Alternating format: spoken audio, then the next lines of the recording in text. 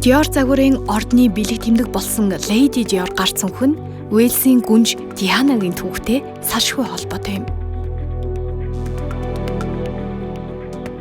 1995 оны 9-р сард Францын тэргүүн хатагтай Парисын Гранд Палед болсон Пол Сезанны ретроспективийн нээлтэнд оролцох үедээ түүнд Dior брендийн цоо шин цүнхийг бэлгэлж байжээ. Тэр үед чөвчүү нэртэй байсан гар цүнх нь хараахан олонд танилцуулагдаагүй өвөрмөц бүтээл байсан юм. Тухайн оныхон 11 сард гүнж Аргентинд албан ёсны айлчлал хийсэн ба Буэнос Эйрест онгоцсноос буухта хэдэн 7 хоногийн өмнө бэлгэнд авсан цүнхээ барьсан байсан нь дэлхийд дахина алдаршсан гэрэлт зурагт мөнхрөн үлдсэн байна. Ийхүү энэ цүнх нь хатагтай нэрийн хуудас болсон ба гадагш гарах бүртээ барих болж эхэлжээ. Цүнхэндээ бүр мөсөн дурлаж орхисон тэрээр нүднийхээ өнгөнд тохирсон хар хөх өнгийн хувилбарыг хүссэн байна.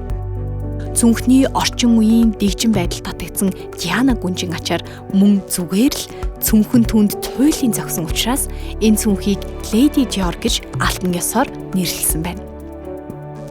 Тэндээс л Lady Dior домог болсон бөгөөд энэхүү гайхамшигт цүнхний цаанд бид одоо зургуудаас олж хардгаас илүү түүх оршин байгааг мэдэж авлаа.